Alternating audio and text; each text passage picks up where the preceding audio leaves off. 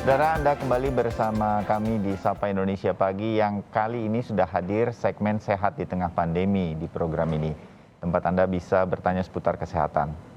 Terutama karena mungkin masih banyak di antara Anda ragu untuk ke rumah sakit atau ke klinik untuk berkonsultasi dengan dokter karena situasi pandemi COVID-19. Bisa segera layangkan pertanyaan melalui Instagram kami di @sapa_Indonesia_Kompas TV 1 hari sebelum tayang atau pada saat segmen ini berlangsung, siapkan telepon Anda.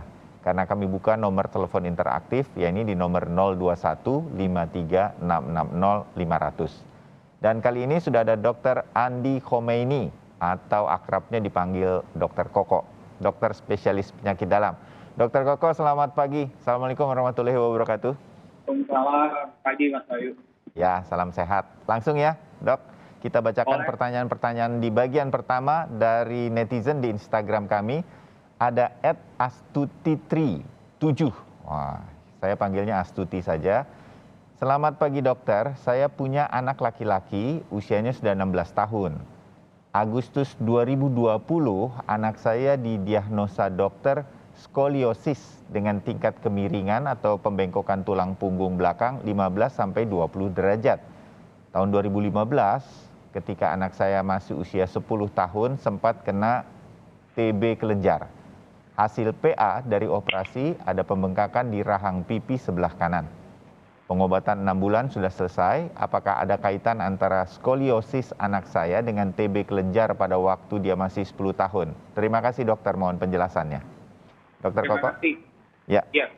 Untuk Bu Astuti, ini kondisi yang sering kita tanyakan kalau ketemu dengan pasien-pasien yang mengalami pembengkokan tulang belakang. Jadi riwayat tuberkulosis sebelumnya itu sering kita masukkan dalam list anamnesis, dalam daftar pertanyaan. Apakah ada riwayat TBC paru atau TBC kelenjar atau TBC di tempat lain. Itu kita tetap perlu evaluasi. Karena kenapa? Bisa jadi memang pada tahun 2015 pengobatan sudah selesai, tapi kita harus evaluasi juga secara menyeluruh apakah ada kerentanan dari individu yang sakit ini terhadap infeksi TBC berikutnya. Dan itu yang kita perlu evaluasi.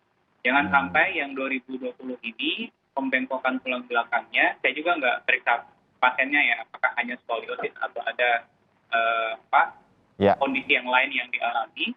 Tapi ya bisa jadi kalau dia ada kerusakan tulang belakang karena infeksi TBC, itu juga bisa terjadi pembengkokan.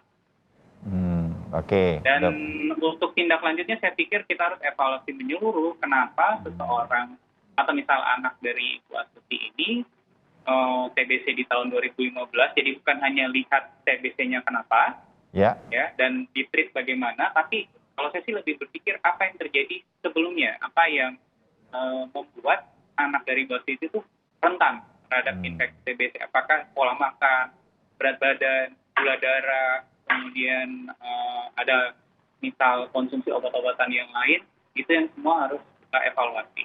Oke, ya baik Bu Astuti, mudah-mudahan mendengarkan dan bisa menjadi langkah-langkah berikutnya untuk putranya. Yang berikutnya Dokter Koko ada @Kunto Legowo Sugeng. Nah, kita panggilnya Pak Kunto saja ini. Pagi dokter, usia saya sekarang 58 tahun. Saya sudah pernah operasi batu ginjal dan sudah pernah operasi batu empedu. Kenapa saya jika makan, nafas saya agak berat ya dok? Lalu jika makanan sudah masuk ke dalam perut dan saya keluarkan, baru nafas saya lega lagi dok. Ini penyebabnya apa ya selalu seperti ini dokter Koko? Silakan. Jadi kalau untuk Pak Kunto, mungkin kalau saya bilang tidak kita temukan korelasi langsung antara operasi batu ginjalnya dengan sensasi begah, kemudian sampaikan lagi nafasnya agak berat ya. Kita harus evaluasi ke empedunya dan juga organ tetangga yang dekat dengan empedu itu hatinya. Ya. Tentu kalau ke dokter tentu akan diperiksa yang lain, bagaimana paru, bagaimana juga kondisi jantung dan kesehatan secara menyeluruh. Kita yang sekarang kita punya data baru di histologi mengenai operasi batu ginjal dan batu empedu. Nah, seringnya kalau pasien-pasien yang punya histori batuk empedu, sebagian itu ya, bukan sering, sebagian dari mereka itu berada pada kondisi berat badan yang lebih. Dan ini bisa jadi berdampak, misal sebagai contoh jaringan lemak di area perutnya lebih tebal, sehingga otot di sana perlu berkontraksi itu lebih kuat, sehingga napasnya bisa jadi lebih berat.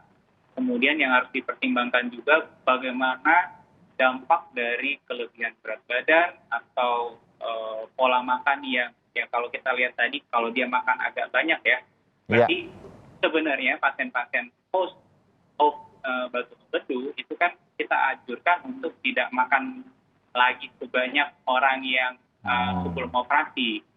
Karena kita harus mengevaluasi tidak hanya batuk empedu yang sudah diangkat, tapi fungsi dari saluran pencernaannya secara menyeluruh.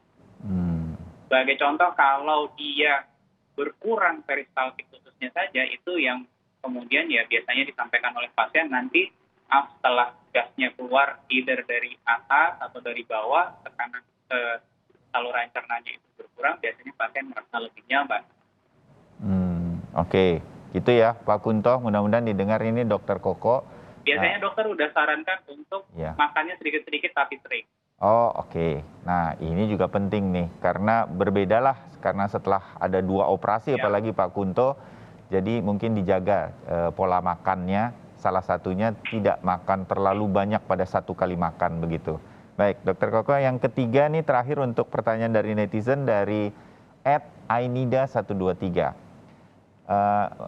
Usia saya saat ini 56 tahun, saya penderita hemoroid, sudah diobati dan lumayan membaik dok. Apakah ada korelasi antara hemoroid dengan asam lambung dok? Karena jika hemoroid saya dalam kondisi baik, perut rasanya tidak kembung. Mohon penjelasannya. Dokter Koko, hemoroid itu apa ya dok? Hemoroid itu dia ada pelebaran pembuluh darah, tapi di area saluran cerna bagian bawah ya. Seringnya kita sebutnya ambeien. Oh oke.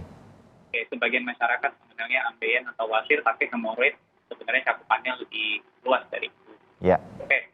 Kalau terkait dengan apakah ini berhubungan, saya pikir tidak ada korelasi langsung, setidaknya sepemahaman saya saat ini ya, karena ini berkembang terus, tapi tidak ada korelasi langsung, cuma biasanya kita akan evaluasi pola makannya bagaimana, apakah seratnya cukup, apakah volumenya tidak terlalu besar, sama kayak Bapak yang tadi sebelumnya, Mas Bayu.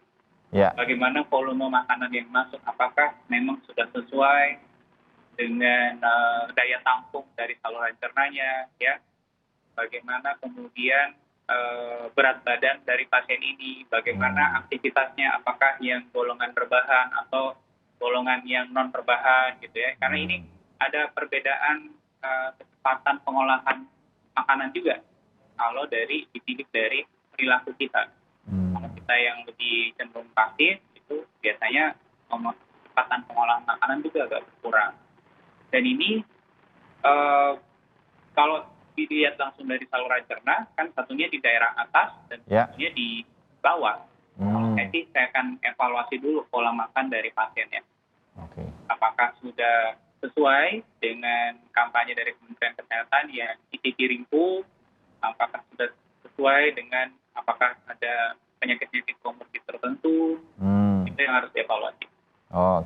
Nah begitu kira-kira Ainida ya, mudah-mudahan bisa didengarkan nih saran-saran dari Dokter Koko. Baik, itu 3 pertanyaan dari netizen, sudah kita bacakan semua. Terima kasih yang sudah mengirimkan melalui Instagram. Kita jeda dulu Dokter Koko, dan kemudian setelah jeda nanti kita akan kembali untuk menjawab line telepon interaktif yang sudah mulai saya dengar ini. Sebentar lagi kami akan jawab telepon Anda. Kami segera kembali.